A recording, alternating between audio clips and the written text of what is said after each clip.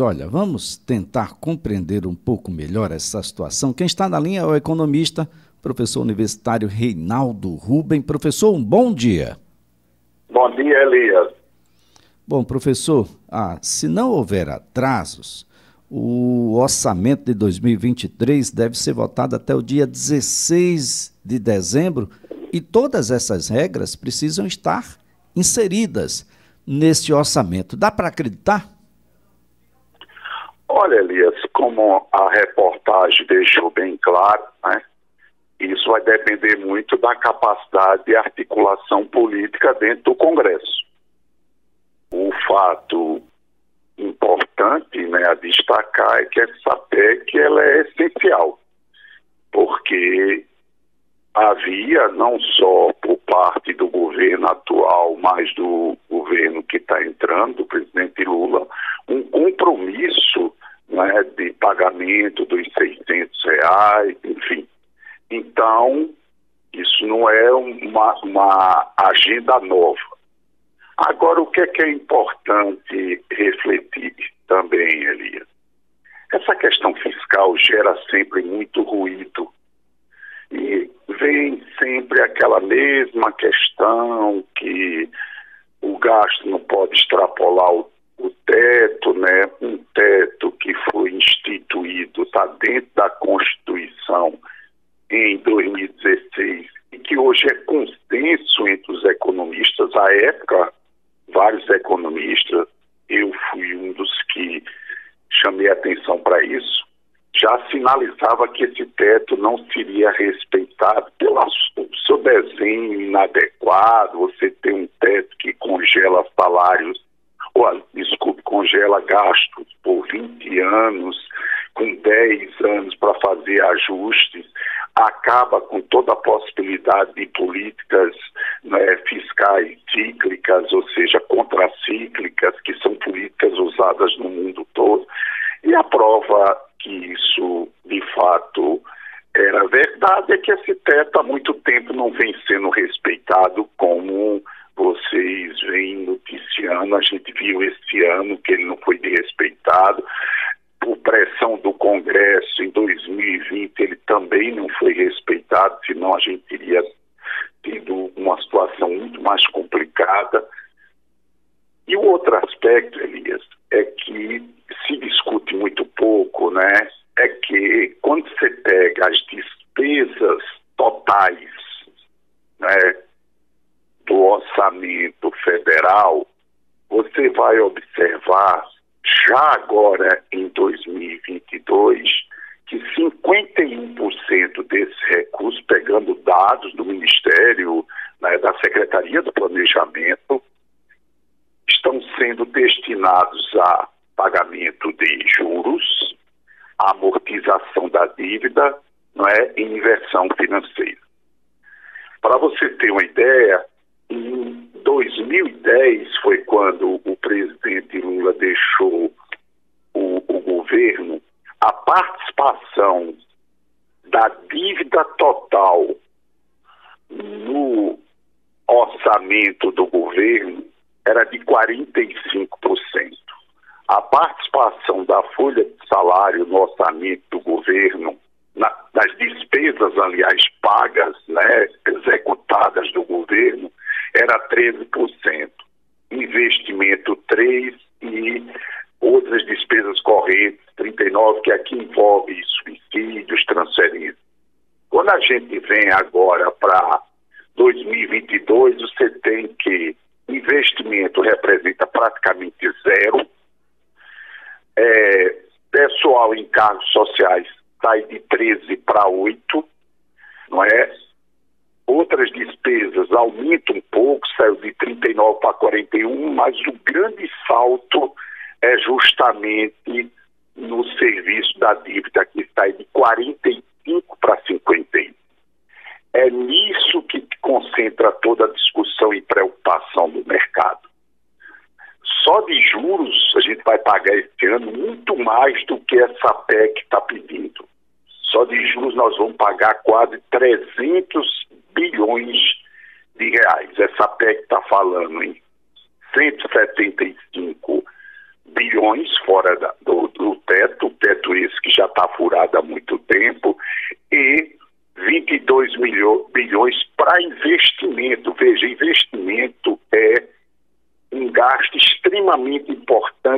que é ele que alavanca o desenvolvimento e o crescimento da economia. Então, no fundo, toda essa chororô do mercado está ligado justamente que ele não está querendo abrir mão da grande parcela, não é, das despesas que são apropriadas pelo setor financeiro. Claro, aí você pode dizer, não, mas aí também tem um pessoal do Tesouro Direto, mas isso representa um percentual pequeno. O grosso aí são os fundos de investimento, o grosso aí tem a ver com os grandes bancos. Então, é esse bolo que precisa ser repensado. E o atual governo, que, pelo que está sendo proposto, ele não está, de maneira nenhuma, sinalizando com irresponsabilidade fiscal. Existe um colchão de liquidez de 1,7 trilhões que podem ser usados para pagamento de dívida, certo? O que ele está colocando é a necessidade de se repensar essa questão fiscal no Brasil, seja do lado das receitas, a questão da regressividade da carga tributária, seja do lado das despesas. E para fechar só esse comentário, Elias, sabe por que a participação dos juros no Brasil é tão alta em relação aos gastos executados, não é, do governo federal? Porque desde 97, com exceção de 2010 e 2021, porque a Selic estava começando um processo de aumento, o juro pago no Brasil, a taxa de juros real, descontada da inflação, está sempre acima da taxa de crescimento da economia real. Então, não dá uma economia onde os juros ficam sempre crescendo acima da taxa de crescimento, não só aumenta a participação dos juros nas despesas, diminuindo, né, justamente a parte do orçamento social, que é também investimento, quando você investe em educação, saúde, saneamento, mobilidade, e aumentando a parcela financeira. Então, isso tem que ser rediscutido. O mercado está exigindo logo uma regra fiscal, e essa regra fiscal tem que ser amadurecida. Claro que não vai esperar muito tempo, mas o importante agora é garantir, justamente num país que tem 68,3 milhões de pessoas na pobreza, não tem o que se esperar, não é, para discutir muito. Então, o que está em jogo é isso, e essa PEC, obviamente, ela vai gerar ainda muita tensão, porque há uma pressão do próprio mercado para que, na realidade, o jogo continue com essa distribuição. O que causa uma certa estranheza é que até outubro o mercado estava muito tranquilo. E a gente vinha tendo vários, né, furos no teto do gasto. A partir de novembro, começou a haver toda essa pressão, não é, do mercado, e as coisas têm que ser refletidas com calma. Responsabilidade fiscal não é diferente de responsabilidade social. Você pode ter responsabilidade social com responsabilidade fiscal, desde que você tenha uma estrutura tributária e um processo de eficiência de gasto público que permita o crescimento da economia, o que leva à própria queda da relação dívida-PIB com o tempo. Agora, professor Reinaldo Rubem, no caso do Auxílio Brasil, que vai voltar a se chamar Bolsa Família, é um tipo de recurso que entra por uma porta e sai pela outra, né? Boa parte desse recurso vai para o consumo, e é no consumo que o país mais arrecada. De uma certa forma, esse dinheiro termina retornando uma parte para os cofres públicos, e a outra é o que movimenta a economia. Perfeito, Elias. Olha, isso que você está colocando é outra questão que não entra no debate dessa visão, desse pensamento único. Quando se fala mercado, é preciso desmistificar o que é mercado. Mercado é mercado financeiro. Isso não é mercado setor produtivo de uma maneira geral da economia. É o mercado financeiro. São 5 grandes bancos, fundos de investimento. Isso é que é o mercado.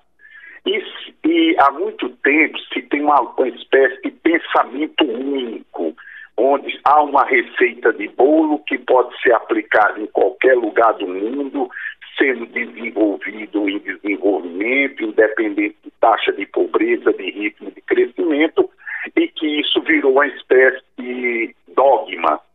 Só que isso não é verdade, né? Você acabou de colocar uma coisa muito importante, que é uma coisa antiga, já está lá nos anos 30, na teoria do Keynes, que é a questão do multiplicador fiscal. Olha, há estudos que mostram que investimentos em políticas sociais têm um maior impacto fiscal sobre a economia do ponto de vista de multiplicador, de estímulo de renda na economia e, obviamente, quando cresce a economia, quando cresce a renda, cresce a arrecadação. Outro aspecto, quando cresce o produto e você tem taxa de juros real abaixo do crescimento do produto, você tem que, naturalmente, a relação dívida-PIB cai. Então, você tem que, na realidade, colocar agora, né, na agenda, primeiro, o próprio governo está sinalizando que vai começar com a reforma tributária corretamente. Inicialmente, essa reforma em cima justamente do IVA e, posteriormente, né, se discutir a questão da reforma que envolve renda e patrimônio, tornando o sistema mais progressivo, certo? E começar a examinar com cuidado os gastos públicos para ver quanto é que se paga em subsídios, né? Se esses subsídios têm metas comprometidas, né? A questão, por exemplo, da maior eficiência, não é, do ponto de vista da máquina pública, sempre se coloca o funcionário público como vilão, mas os dados mostram que, em termos de despesa, a participação real da folha de pagamento vem diminuindo nas despesas executadas do próprio governo federal. Enfim, tem que se resgatar, Elias. Olha, o que está sendo proposto é uma coisa muito tímida. Está se propondo o seguinte, que das receitas extraordinárias, que são as transferências de dividendos das estatais para a União, 22 bilhões sejam usados para investimento, num país que hoje a participação do investimento na despesa é zero, praticamente. Então, com a infraestrutura toda sucateada. Então, o que está sendo discutido... Isso é o mesmo valor destinado ao orçamento secreto, né? Responsabilidade fiscal. Esse é o mesmo valor destinado ao orçamento secreto, em torno de 20 bilhões de reais. Sim, é menos. Quer dizer, você está falando de 13 bilhões até agora em 2022, que é menos do que foi destinado ao orçamento secreto. Então, essa questão fiscal, ela gera muito ruído. Por quê? Porque, no fundo, Elias, o que está se discutindo é como é que vai ser dividida a parcela do bolo e quem é que vai se apropriar dessa parcela. Até agora, quem está se apropriando é essa parte financeira. Me parece que a sinalização nos próximos 4 anos é tentar ver se consegue aumentar a parcela dos investimentos, a parcela, inclusive investimentos em políticas sociais, tornar justamente esse orçamento do ponto de vista de despesas correntes mais enxuto, aumentando a eficiência e, principalmente, Elias, diminuindo essa taxa real de juros, que não pode continuar crescendo acima do crescimento do produto. Só para você ter uma ideia, essa política fez com que o Brasil terminasse a segunda década do século XXI com uma taxa de crescimento negativa per capita, estagnado e com 68 milhões de pessoas na pobreza. Então, não dá para se colocar que investimento social é algo que não é relevante, que fundamental é assegurar a questão da dívida, que em nenhum momento está sendo colocado em xeque, ninguém está dizendo que vai dar calote nem nada. Inclusive o governo, o Tesouro dispõe de recursos hoje Se ele quiser chegar no mercado e colocar, olha, nós não aceitamos renovar essa dívida, o que está sendo vencido por essa taxa, e resgatar esse papel, ele tem dinheiro para isso. Só que isso vai mexer com taxa de juros básica, com tudo isso, e aí mexe com a questão em que medida o Banco Central está disposto a peitar o mercado e o Tesouro a realizar essas operações. Bem, professor Reinaldo Rubem, eu vou aqui fazer um breve intervalo, mas eu gostaria de voltar a conversar com o senhor. Eu gostaria de saber, do ponto de vista econômico, qual é o país que nós temos hoje, em novembro? Hoje, dia 29 de novembro de 2022.